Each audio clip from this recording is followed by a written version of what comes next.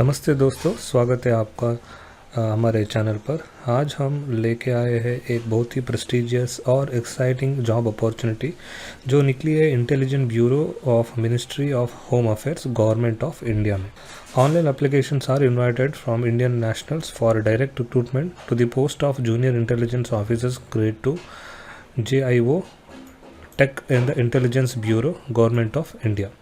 सो जी हाँ दोस्तों, ये वैकेंसी है junior intelligence officer grade 2 tech यानी जूनियर इंटेलिजेंस ऑफिसर 2 टेक के लिए, और इसके लिए ऑनलाइन एप्लीकेशंस इनवाइट किया गया है सिर्फ इंडियन नेशनल्स के लिए।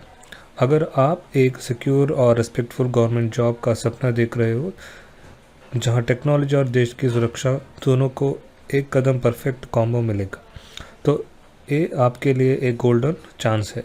और दोस्तों, आप वीडियो को एंड तक ज़रूर देखिए क्योंकि मैं आपको क्वालिफ़िकेशन, सैलरी, वैकेंसीज और एलिजिबिलिटी की सारी डिटेल्स एकदम सिंपल लैंग्वेज में एक्सप्लेन करने वाला हूँ। अगर आपको ये इन्फॉर्मेशन यूज़फुल लगे तो वीडियो को लाइक ज़रूर कीजिए, अपने फ्रेंड्स और फैमिली के साथ शेयर कीजिए ताकि उन तक भी ये अपॉर्चुनिटी पहुँच सके। और हाँ, अगर आप नए हैं तो हमारे इस चैनल को सब्सक्राइब करके बेल आइकॉन दबाना ना भूलें ताकि आपको ऐसे ही गवर्नमेंट जॉब और करियर अपडेट सबसे पहले मिलते रहें। सो डिस्क्रिप्शन ऑफ पोस्ट। चलिए दोस्तों, अब मैं आपको इस पोस्ट के कंप्लीट डिटेल्स क्लियर कर देता हूँ।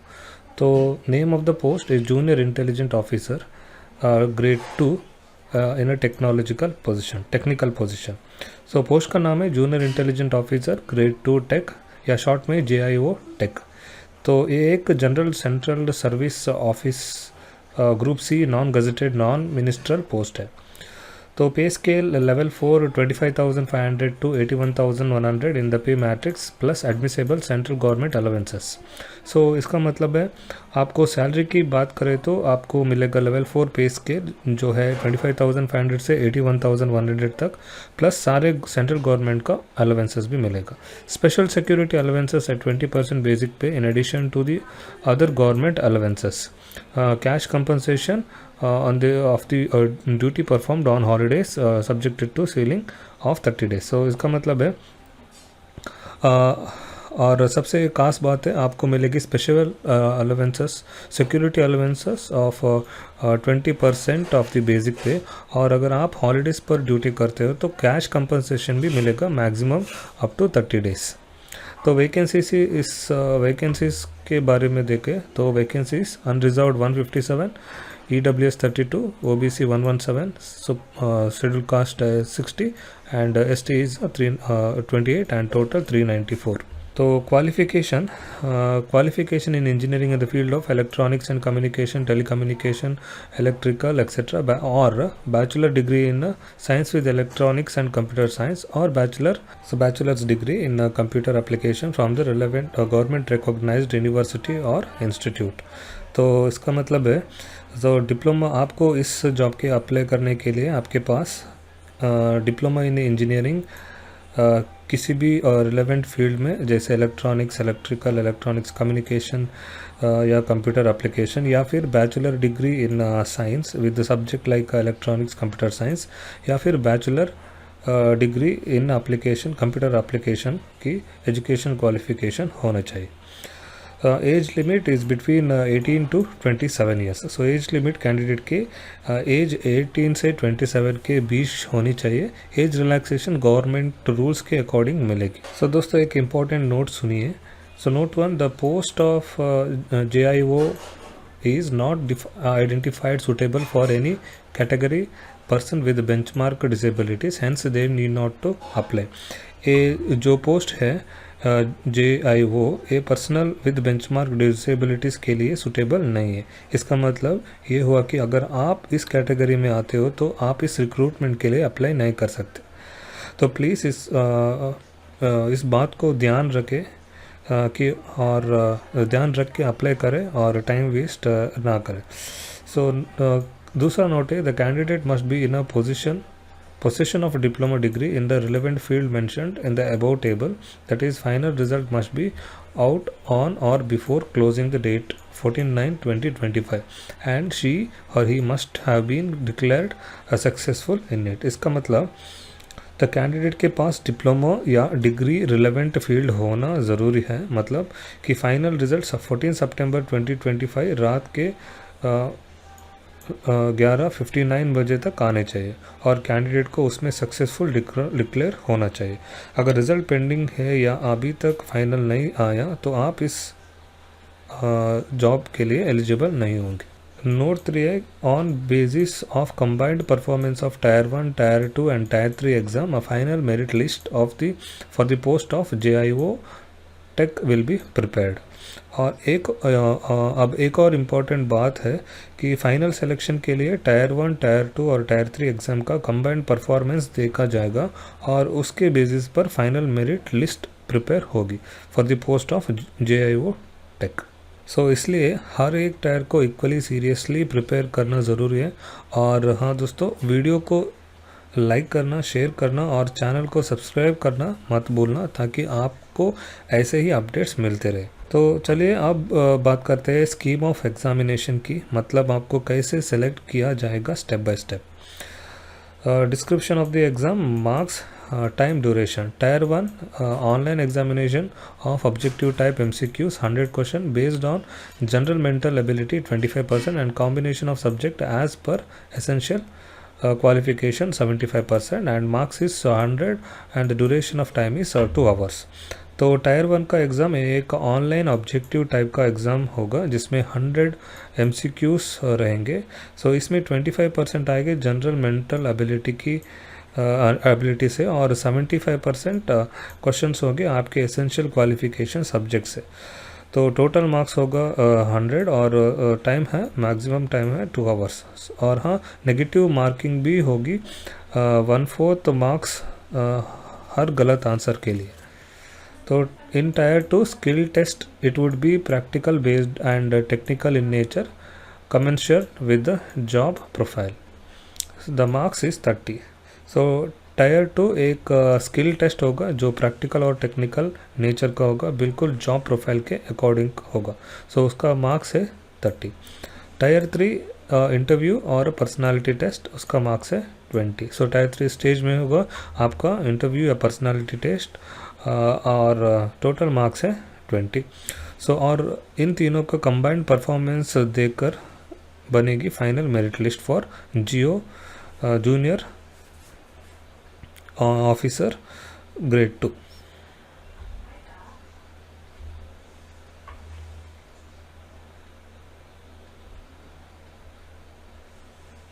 तो दोस्तों, अब आपको क्लियर आइडिया हो गया होगा कि एग्ज़ाम का पूरा स्ट्रक्चर कैसा है। हर स्टेज का इक्वल इम्पोर्टेंस देना बहुत ज़रूरी है।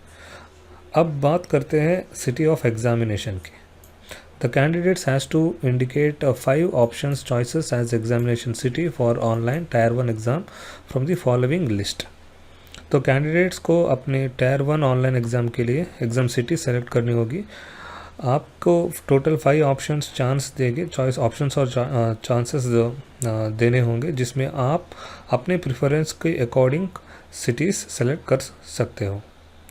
लिस्ट सिटीज़ आपको नोटिफिकेशन में वर्टिकली दिएंगे, गिवन होगी और उसी में से आपको अपने 5 चॉइसेस फिल करनी होगी। तो आप देख सकते हो cities are like Andhra Pradesh, Arunachal Pradesh, Bihar, Chhattisgarh, Karnataka, Jammu Kashmir etcetera. So important बात ये है कि वंस अपनी सिटीज़ सेलेक्ट कर ली तो आप उसके बाद उनमें कोई चेंजेस अलाउ नहीं होगा। सो केयरफुली अपनी कन्वीनियंट और नियरेस्ट सिटीज़ ही चूज़ करना।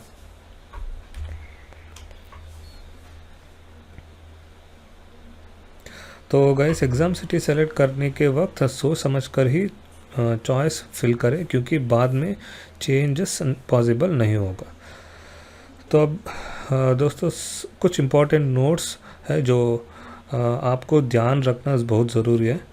So note, while filling the online application form, the applicant should carefully decide about his choice of city of examination. जब आप ऑनलाइन एप्लीकेशन फॉर्म फिल करोगे तो exam city choose करते वक्त carefully decide करना, एक बार जो सिटी सेलेक्ट कर ली उसमें चेंजेस पॉसिबल नहीं होगा। Note to examination city once opted will not be changed under any circumstances, जो अभी मैंने डिस्कस किया। नोट 3 है टायर 2 एग्ज़ाम, टायर 3 इंटरव्यू में or may not be conducted at all cities or centers mentioned in para 4 or above or table. The department reserves the rights to conduct tier 2 or tier 3 interview at a city or a center by clubbing the candidates of nearby centers. तो उसका मतलब है tier 2 और tyre 3 का interview हर cities और centre पर conduct हो भी सकता है और नहीं भी सकता है। डिपार्टमेंट के पास राइट है कि नियर बाय सेंटर की कैंडिडेट्स को क्लब करके एक ही सेंटर में टायर 2 और टायर 3 कंडक्ट करें। तो note 3, there will be negative marking of 1/4 marks for each wrong answers. No marks would be awarded for an unattempted questions. The questions marked as a mark for review by any candidate will not be considered for the evaluation. तो इसका मतलब tyre 1 exam में negative marks भी है। हर गलत जवाब के लिए आपको 1/4 मार्क कट होगा और जो क्वेश्चन अटेम्प्ट ही नहीं गया होगा उसके मार्क्स नहीं मिलेंगे। जो क्वेश्चन आप मार्क फॉर रिव्यू पे छोड़ देंगे वो इवैल्यूएशन में काउंट नहीं होंगे।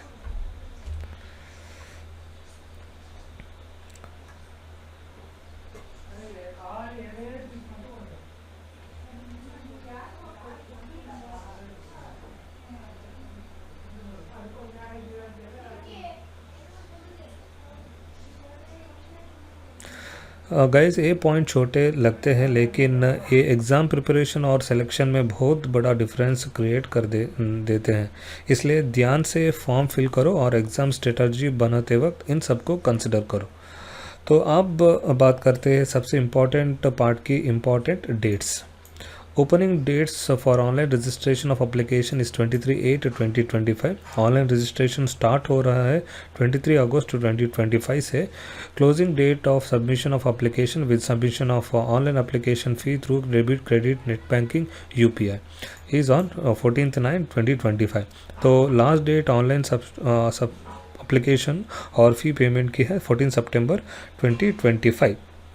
सो अगर आप SBI से चलन के थ्रू ऑफलाइन फ़ी पे करते हो तो लास्ट डेट है 16 सितंबर 2025 बैंकिंग हावर्स तक। तो ध्यान रहे जो चलन जनरेट होगा वो सिर्फ 4 दिन के लिए वैलिड होगा, तो डिले बिल्कुल मत करना। So application should be submitted only through online registration by logging on to website. So I will provide this link in the description or NCS portal only. Application will not be accepted through any other mode.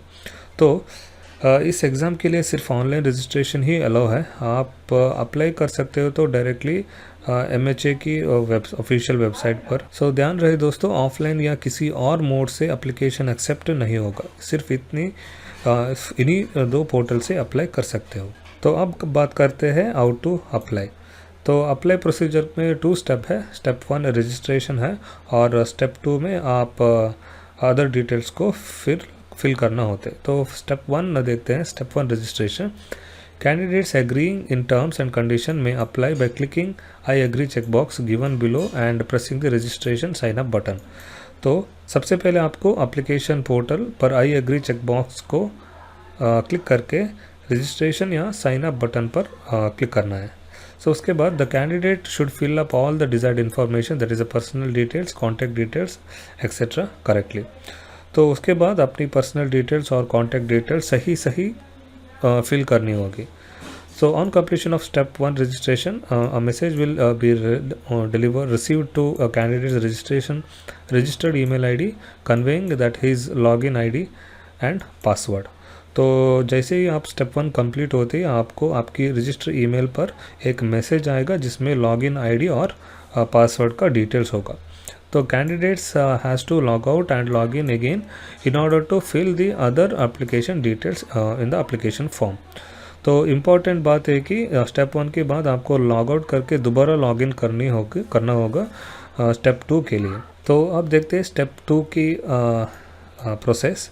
Step 2, completion of application form. So after registration, candidate has to log in and complete the other details in the application form like personal details, qualification and declaration etc. So step 2 में आपको दोबारा login करना होगा अपने login ID और password से, या आपको एप्लीकेशन फॉर्म कंप्लीट करनी होगी जैसे आप अपनी पर्सनल डिटेल्स, क्वालिफिकेशन डिटेल्स और डिक्लेरेशन को देना होगा. Once application is submitted, candidate will automatically redirected to SBI gateway to deposit the examination fees of 100 rupees if applicable and recruitment processing charge of 550 to be paid by all the candidates through debit card, credit card or net banking, UPI, Challan etc. Candidate may generate payment acknowledgement slip for future reference. यहाँ आपको examination fees 100 rupees और recruitment processing charges 550 rupees पे करने होंगे. Payment आप कर सकते हो debit card, credit card, net banking, चलन के थ्रू. सो इम्पॉर्टेंट, पेमेंट करने के बाद एक एक्नॉलेजमेंट स्लिप जनरेट करना हो ना भूलना फ्यूचर रेफरेंस के लिए.